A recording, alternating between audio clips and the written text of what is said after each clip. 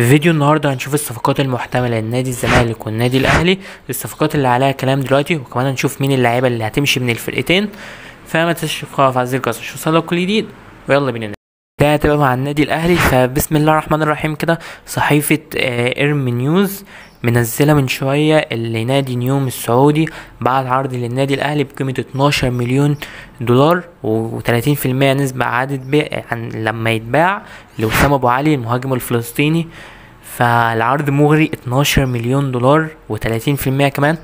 بس ما اعتقدش الاهلي الفتره دي هيعرف يعوض مهاجم زي وسام ابو علي. مهاجم بيجيب لك جول من نص فرصه، مهاجم متكامل، بيلعب بدماغه، بيلعب برجله الاتنين، بيشوط كرات ثابته وبيضغط وما بيزهقش. يعني بتلاقيه بينزل بيدافع بيضغط، بنلاقيه بيضغط طول المباراه. فانا الصراحه حتى لو الرقم اللي جاي له ايه، بس النادي الاهلي مش هيعرف يعوضه. والنادي الاهلي عايزه الفتره دي مع بدايه الموسم، دوري ودوري ابطال، وكمان النادي الاهلي يعوض الموسم اللي فات اللي ما كسبش فيه غير بطوله الدوري بس. فلو تسالني على رايي انا في العرض ده من وجهه نظري، فلا، انا من وجهه نظري الاهلي يرفضه، ما يقبلوش وسام ابو علي ما يتعوضش في النادي الاهلي. الصفقات بقى المحتمله، هو الصفقه اللي النادي الاهلي كان عايز يجيبها من قبل كاس العالم للانديه عشان يلعب معاهم كاس العالم للانديه، هو مدافع نادي فاركو ياسين مرعي، اللي فيه كلام اصلا طلع وقال محمود الخطيب هو اللي بيتواصل بنفسه مع رئيس نادي فاركو عشان يحسموا الصفقه. يعني النادي الاهلي كان عايز ياسين مرعي من قبل كاس العالم للانديه، وياسين مرعي مدافع كويس جدا. نادي الزمالك كمان عايزه، هو اصلا من ناشئين الزمالك وكان لاعب لنادي الزمالك وقدم موسم كويس قوي مع نادي فاركو الموسم اللي فات. فيبقى اضافه للنادي الاهلي مع تعويض لاشرف داري، لان اشرف داري من وجهه نظري لازم يرحل عن النادي الاهلي، مش من مستوى النادي الاهلي.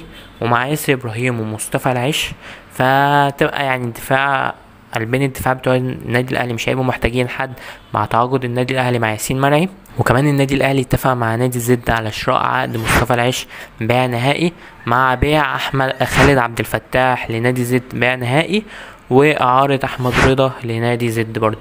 احمد رضا اللي كان من اسباب فوز النادي الاهلي بالدوري مع هدفه في بيراميدز، جه في نص الموسم من نادي بتروجيت، كان مكسر الدنيا مع بتروجيت في اول الموسم، وجه قدم ماتشات كويسه جدا مع النادي الاهلي في الشوط الثاني في الموسم، في النص الثاني مع الموسم طلع اعاره لنادي زد. وكمان النادي الاهلي بيتواصل لاتفاق مع نادي سيراميكا على محمد شكري يرجع تاني النادي الاهلي، واعاره رضا سليم للنادي سيراميكا. فمحمد شكري هيبقى اضافه للباك الشمال مع عدم شراء عقد يحيى عطية الله، وما فيش غير كريم الدبيس بس. فمحمد شكري هيبقى اضافه للنادي الاهلي في الباك الشمال.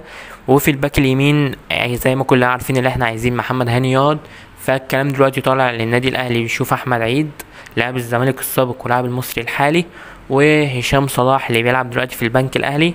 فانت لو سألتني انا كزياد، يعني لو من دول مين يجي يلعب في النادي الاهلي، محمد هاني بالاتنين. احمد عيد مش الباك اللي يلعب في النادي الاهلي، ماشي. فانا شايف محمد هاني، وكمان مع عودة كريم فؤاد وياخد رتم الماتشات، يعني هيبقى الباك اليمين كويس جدا. بس يعني هو النادي الاهلي عايز اضافه في الباك اليمين، بس انا يعني شايف الكلام اللي هو على الصفقتين هشام صلاح واحمد عيد مش شايفهم من وجهه نظري هيبقوا من مستوى النادي الاهلي. الصفقه اللي ظهرت من كام ساعه هو اسد الحملاوي، اللاعب اللي بيلعب في بولندا، عنده 24 سنه، مواليد 2000 شهر اكتوبر، جنسيته سويدي ومعاه الجنسية الفلسطينية، ولعب مع منتخب فلسطين في المعسكر اللي فات ومعسكر شهر مارس كمان. وكيله طلع وقال النادي الاهلي ما تواصلش معاه هو مباشرة، فهتواصل مع ناس تانية. اسد الحمولي بيلعب مهاجم، فده ممكن النادي الاهلي يتعاقد معاه في حالة لو وسام ابو علي قبلوا العرض. 24 سنة ونفس وسام ابو علي سويدي وفلسطيني. فالصراحة انا مش عارف كتير عن اللاعب، بس بيقولوا مهاجم كويس جدا، لعب في بولندا ولعب في تايلاند ولعب في السويد.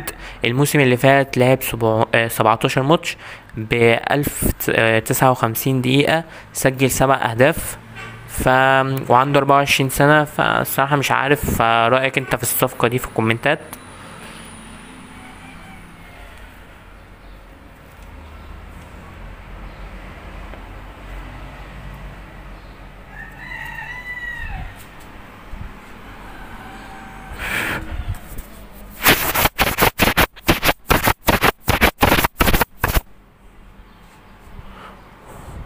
وصلنا وصلنا لاخر صفقه للنادي الاهلي اللي فيه كلام عليها دلوقتي، هو المهاجم البنك الاهلي اسامه فيصل، اللي كان برضو بيلعب في الزمالك، واحد من اللي كانوا بينافسوا على هدافين الدوري الموسم اللي فات وراح منتخب مصر، ومهاجم كان كويس قوي الموسم اللي فات. فهيبقى اضافه قويه للنادي الاهلي لو جه مع وسام ابو علي. يعني وسام ابو علي ما ينفعش يمشي، عايز تمشي مهاجمين، انا من وجهه نظري مشي جريتشار ده، انا ده من وجهه نظري. وسام ابو علي واسامه فيصل، ولو اسد الحمولي ده كمان جم، كده النادي الاهلي مش محتاج حد في خط الهجوم. انت دعم في الباك اليمين والباك الشمال مع وجود محمد شكري، خلاص كده تمام. ونص الملعب مع عودة اليو ديانج اللي قدم ماتش تاريخي قدام بورتو، ومع محمد علي بن رمضان وعودة امام عاشور من الاصابة ومروان عطية وزيزو ممكن يلعب في نص الملعب. فانا شايف نص الملعب متكامل النادي الاهلي عايز في الدفاع والباك. وفي حراسة المرمى انا من وجهة نظري الشناوي بقى يطلع على الخليج اعارة كده، يقعد سنة اعارة كده او 6 شهور او اي حاجة، ومصطفى شوبير هو اللي يقف اساسي بقى الفترة الجاية، هو اللي يبدأ الدوري. فاحنا خلصنا كده ابرز الصفقات عن النادي الاهلي. وابرز اللاعبين الراحلين برضه هقولهم لك تاني سريعا، هو رضا سليم لنادي سيراميكا، كريم نيدفيد اعتقد هيروح نادي مودرن سبورت، واحمد رضا اعاره لنادي زد، وعدم تفعيل عقد يحيى عطية الله. اما بقى بالنسبه لنادي الزمالك، نادي الزمالك هو كمان بيتواصل مع المهاجم السويدي الفلسطيني اسد الحمولي، لاعب بيلعب في بولندا، ووكيله طلع وقال الاولويه هتبقى لنادي الزمالك، عشان نادي الزمالك لما جه تواصل مع وكيله هو ما عملش زي النادي الاهلي. فالزمالك محتاج مهاجم، ومع اقتراب رحيل الجزيري زي ما حصل مع حمزة المسلوسي واعارة حسام اشرف اللي من وجهة نظري وتكملة اعارة عمر فرج، فانت كده ما عندكش غير ناصر منسي بس. فانا من وجهة نظري اسد الحمولي هيبقى اضافة لنادي الزمالك في خط الهجوم ولاعب صغير. وحسام اشرف انا ممكن برضو يعني لو معرفتش تجيب مهاجم كمان ممكن يكمل مع الزمالك. وبرضه الزمالك لسه لحد دلوقتي بيحاول مع ياسين مرعي مدافع فاركو. طبعا اخبار الزمالك مش هتبقى موثوقه بنسبه 100% بسبب اللي بقت صعوبه الاخبار تطلع بسبب سياسه جون ادوارد الجديده. يعني مثلا قالوا الزمالك رسمي تعاقد مع محمد ابو جبل وهيرجع ابو جبل تاني الزمالك. مودرن سبورت امبارح او اول امبارح اعلنوا التعاقد مع محمد ابو جبل. فانا توقعي ان جنش ممكن يرجع الزمالك، عشان في وجود محمد ابو جبل وجنش الاتنين في فرقة واحدة مش هينفع. فانا متوقعي اللي جنش هيبقى في الزمالك. اول حارس المهدي سليمان مشي من الاتحاد، فتوقعي واحد من الاتنين. بس برضو لو سألتني من وجهة نظري، انا من وجهة نظري انا مش عايز اي اضافة لنادي الزمالك في مركز حراسة المرمى، وقلت الكلام ده اصلا في الفيديو اللي مثل بعد يا زمالك. انا شايف عهواد ومحمد صبحي الاتنين في مستواهم من احسن اللجان الموجوده في مصر، ومفيش جون في مصر يلعب لنادي الزمالك غير ممكن محمد علاء حارس الجونه. نادي الزمالك مش هنعرف نقول صفقات كتير لان اصلا مفيش اخبار بتطلع من نادي الزمالك، بس اللي كلنا متاكدين اللي هي هتبقى صفقه لنادي الزمالك هو محمد شريف اللي رسمي خلص كل حاجه مع النادي الزمالك. هو كان ساب الاولويه للنادي الاهلي، بس النادي الاهلي بيدور دلوقتي مع اسد الحمولي ومع اسامه فيصل ومع مهاجمين تانيين. فمحمد شريف رسمي، دي هتبقى اول صفقات نادي الزمالك بنسبه 99%. وكمان نادي الزمالك بيحاول مع احمد عبد القادر للنادي الاهلي، بيحاول يدخله في اعاره او يدخله في صفقه ما بين ناديين، بس هو رافض، يا اما هلعب يا اما هتباع. فلو اتباع فهيبقى اضافه لنادي الزمالك لو عرفوا يتعاقدوا معاه ناحيه الشمال. الزمالك عايز في ناحيه الشمال وناحيه اليمين ومهاجم وليله زرقاء اصلا. كمان من اللاعبين المرشحين للزمالك هو احمد ربيع اللي بيلعب في نص ملعب البنك الاهلي. الزمالك مطلع سيد عبد الله نيمار اعاره للبنك الاهلي، فهم بيحاولوا يدخلوه في الصفقه بيع نهائي مقابل احمد ربيع. بس برضو انا من وجهة نظري طالما انت هتجيب اضافة في نص الملعب، فانا شايف يا اما حمد حمدان لاعب بتروجيت او محمود صابر، ويعملوا الثنائية بتاعت محمد شحاتة ومحمود صابر اللي شفناها مع منتخب مصر الاولمبي.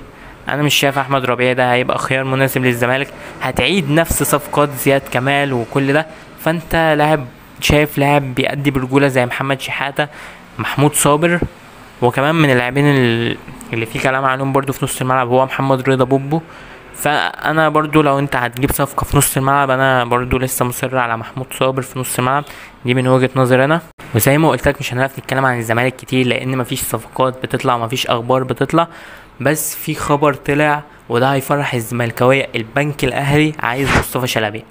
معرفش البنك الاهلي شايف ايه في مصطفى شلبي عشان عايزينه، مع انهم عندهم الاحسن منه بمراحل بمراحل. سيد عبد الله نيمار احسن منه. محمد هلال راح مودرن سبورت. بس احمد مدبولي تقريبا لسه في البنك الاهلي احسن من مصطفى شلبي. بس ده خبر هيفرح الزمالكاويه كلها. كان من كام يوم طلع خبر الزمالك عايز يجدد، بس الزمالك اعتقد كمان لازم يوافق على عقد مصطفى شلبي ده للبنك الاهلي، او يدخلوا صفقه تبادليه بقى احمد ربيع بقى لو انت عايزه، او تفكر في اسامه فيصل.